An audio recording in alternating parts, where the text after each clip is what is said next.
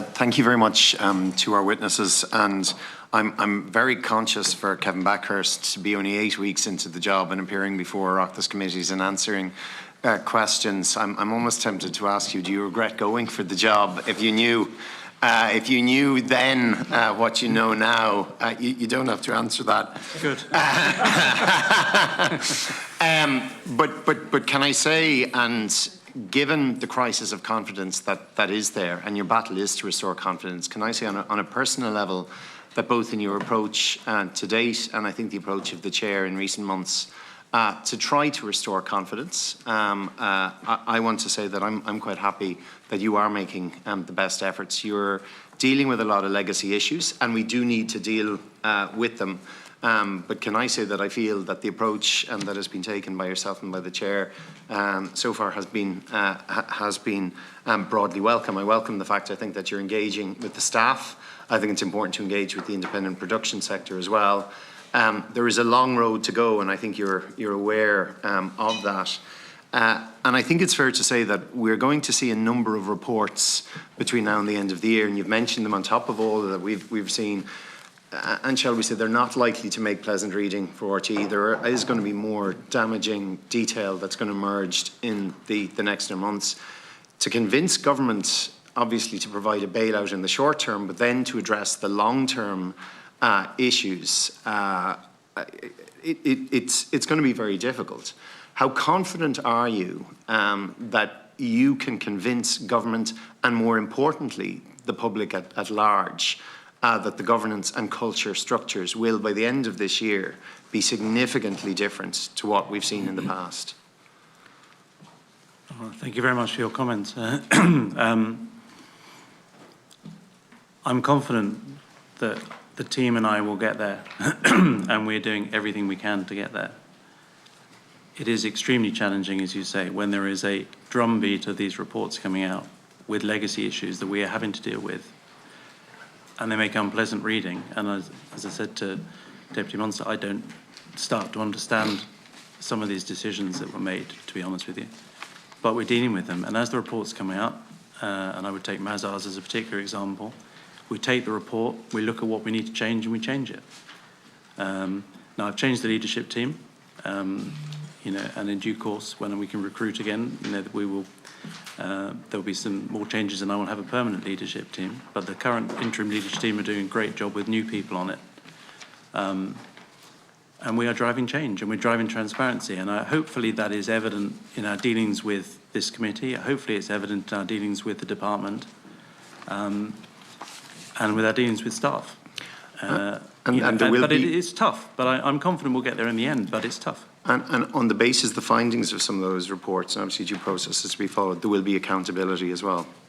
Absolutely, yeah. Mm-hmm. Okay. And there has, to be fair, there has been some accountability already for the issues that have arisen. A number of people have left the organisation. Sometimes that's overlooked. Mm-hmm. No, and there will be people should be accountable for their actions, and I'll be accountable for mine too, by the way. Okay, thank you. I want to then just put a number of kind of very specific questions around some of the issues. And I think, Mr. Fives, you might be able to just follow on this. The Grant Thornton report, which obviously kick-started all of this process, and it did determine that there were a number of under-declarations, that these under-declarations were not made on the part of Ryan Tubridy and Noel Kelly, and that the RT board was correct in as soon as it became aware of correcting the record on this. Yet Grant Thornton wasn't able, and this follows on from Micheál's question, Grant Thornton wasn't able to identify the reasons as to why. Now, you've now gone into the financial role. Are you any the wiser as to who was responsible for making those decisions to under-report? Senator, I'm not, to be perfectly honest. I think we didn't get all of the information from the interviews that were conducted in the Grant Thornton. There was a lot of spreadsheets that were reviewed, and version control. It's very difficult to say whether it was on purpose or whether it was an accident, whether someone had inserted the wrong number. Okay. One of the issues that we did seek was the issue of the highest 100 salaries, and I appreciate for GDPR reasons that you couldn't publish that. although I do think it is appropriate to perhaps, and particularly if you're talking about putting people on a scale, that there is that transparency around those salary levels and salary scales. I would, I suppose, point out to you, Kevin, that when you were on prime time on the 16th of August, you did indicate what Ryan Tubridy was going to be paid, that for, you know, his radio slot and podcast, he would be on 170,000. So I'm just wondering why, when you're able to say what his payment level was, that we couldn't at least see the scale around, you know, the 100, and whether you would have contacted those 100 employees if they were happy to have their scales published. So the answer to, I can answer both those questions, Senator. On the Ryan Tubridy question and his salary, Ryan had already agreed that we would put that in the public domain. So I had already had agreement from him, and obviously that that would be, you know, it was the expectation at that stage was we would sign a contract with him, but that he had agreed that his salary and the terms of the contract should be put in the public domain, and that was part of what I also insisted on. On the top 100 people, and by the way, we sent a list that we sent a few months ago to the committee earlier today because I felt that was fuller than the response that we gave, and I asked. I didn't remember which committee that had been sent to before my time, but I knew there was a fuller response, which probably is as much as we are able to give. And you know, I always want to give as much information as we can, but I think the answer is yes. We asked a number of those people in the top 100 if they objected, and a number of them did object to it, and then we took advice on GDPR, which Paula may want to talk about. If I can help in relation to that, there were a number of objections after the anonymised list was given out. We sought external. When you say a number, roughly. I couldn't tell you. I can find that out. But out of 100, are we talking a handful? Or are we talking a handful? Yes. Okay. And they raised an objection on foot of that. External legal advice was taken, particularly in relation to the consent point. And the advice we got back was that consent must be freely given, specific, informed and unambiguous. Given the pressure on RT to cooperate, staff may feel compelled to consent, so permission would not be voluntary. And that was the advice that we were given in terms of asking individuals whether they would consent to their publication. Okay, I do think that it will help in terms of that we do see the scales published. I appreciate some of the issues. On the change, and perhaps Ms. Cusack, you might be able to advise on this, on the changing culture and governance. I mean, one of the issues has been the Resolve report into the cultures at RT Current Affairs, where there have been a number of recommendations that have been made. Has that been implemented, and are the recommendations being acted on? Yes, it has. The current managing editor in Current Affairs has, adopted the outcomes of that report. And really, there was much of it around communication and engagement and involvement and, I guess, inclusivity. So it is kind of work ongoing, but Paul has taken that very seriously and has addressed it, yes. Can I come then to, obviously, the broader funding question, which I think still remains critical because we do need to address a lot of the historic issues. I want to raise, first of all, the question of the independent production sector, which obviously relies very heavily, and when we talk about, the quality drama in particular coming out of RT, a lot of that is with the independent production sector. There are naturally concerns in that sector about the impact of what's going on, and particularly if we're going to be talking about planning for, 2024, 2025. What reassurances can you give to that sector in terms of RT's level of support, particularly given you made an announcement on staff freezes today? Yeah, look, the reassurance, I mean, first of all, it's evidence from the board here. There are a number of independent producers on the board, so the interest of independent producers and our investment in the independent production sector is very much a part of the discussion we have, and we are ambitious to increase our spend with the independent sector over time, and that'll be part of the strategy that we announce. I've had a number of meetings with the independent sector, and I tried to give them the reassurance we could. This is a priority for us. We rely on them, as you rightly say, for some of the most impactful and successful high-quality drama that we produce, in fact, virtually all of it.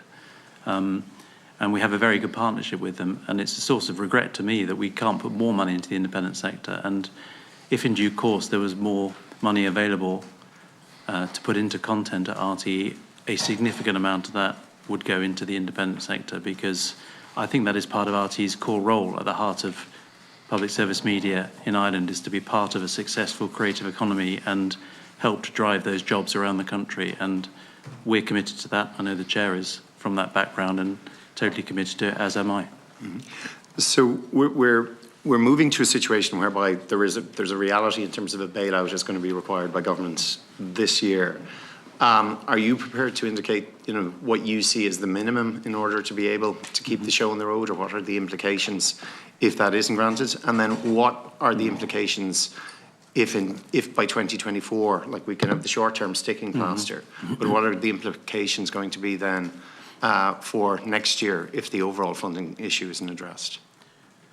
Well, my bringing the chair in on this also comes from a financial background, which is helpful. But look, I think it's publicly not acknowledged. I think there are two elements. I think it's important to say there are two elements to our funding request. The first one is interim funding, which was always envisaged as part of the agreement after the recommendations of the Future Media Report were not implemented. And then it was a question of how much interim funding each year. So part of the discussion is about what interim funding do we need for 2024, when there's a series of significant and expensive special events, including European and local elections and a number of big sporting events as well. So that's informed what we've put into the department, and those are the discussions we've been having with New Era. It also takes into account the impact of inflation on our costs and so on, as you appreciate, on fuel and on production costs and so on. So we're going through those rigorously with New Era at the moment, and I think there's been good engagement on that, and they're asking tough questions, rightly so, and we're trying to answer them. So there's the interim funding request, and then which is we applied for 34.5 million, and then separately to that there's the fall in TV licence revenue, the extra fall in TV licence revenue, which, as we know, is projected to be around 21 million by the end of the year, depending on the level.